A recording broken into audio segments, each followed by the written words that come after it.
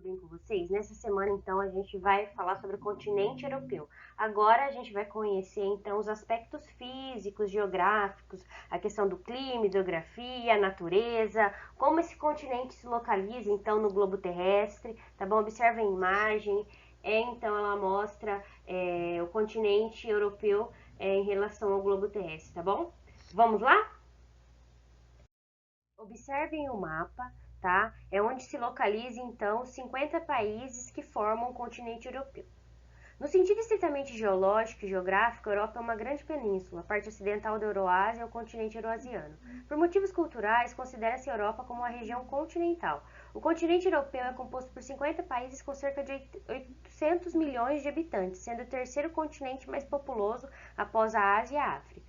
A posição central da Europa em relação aos outros continentes e penetração marítima sempre favoreceram historicamente a comunicação entre as populações das diversas regiões e as migrações para outras áreas do mundo. Então vamos observar aqui.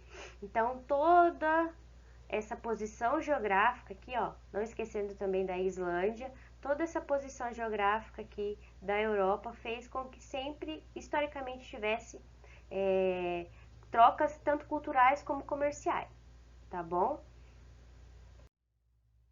Pessoal, então vamos observar esse mapa aqui, ó, é onde está a hidrografia do continente europeu. A gente tem então os rios importantes, tá? E temos também a questão da relação em relação aos mares, tá? A gente tem o Oceano Atlântico, Mar do Norte, Mar Mediterrâneo, Mar Negro, Mar Cáspio. Então são todos esses rios, esses lagos, esses mares, oceanos que formam então a hidrografia do continente europeu. É um dos 6 continentes do mundo, sendo em extensão territorial o segundo menor. O continente é banhado ao norte pelo Mar Ártico, ao sul pelo Mar Mediterrâneo e o Mar Negro, a oeste pelo Oceano Atlântico e a leste pelo Mar Cáspio.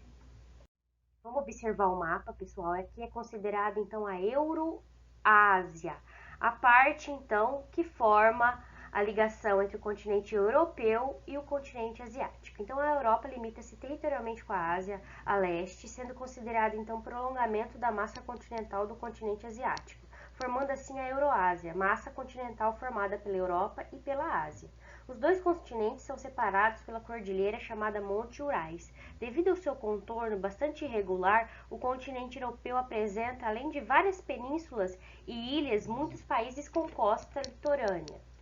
Observem então, a gente tem o mapa da cordilheira, tá, do Monte Urais, e a gente tem abaixo também um mapa que mostra essa divisão então entre o continente europeu e o continente asiático, tá? Então, a gente tem que observar isso, que os dois continentes são separados pela cordilheira chamada Monte Urais. Devido ao seu contorno bastante irregular, o continente europeu apresenta, além de várias penínsulas e ilhas, muitos países com costa litorânea.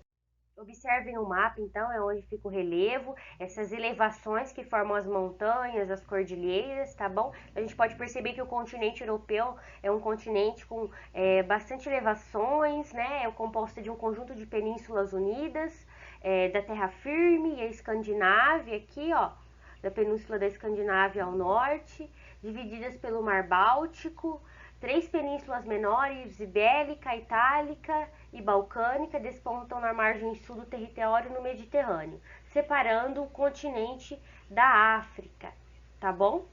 No leste, a terra firme se estende até os limites do continente com a Ásia nos Urais. Os relevos europeus mostram grandes desníveis em áreas relativamente pequenas, alternadamente extensas planícies, como a da Europa Báltica, Europa Central, maciços pré-cambrianos, Escandinávia, Escócia ou paleozoicos, maciço central, Vosges, maciço xistoso renário, maceta ibérica, e elevações, cadeias terciárias, Alpes, Pirineus, Carpatos, Cáucaso. As diferenças geográficas explicam a separação das nações europeias ao longo da história, ou seja, então são as divisões que se formam pelas montanhas, pelas cordilheiras, que vão delimitar muitas vezes as fronteiras historicamente existentes na Europa, tá bom?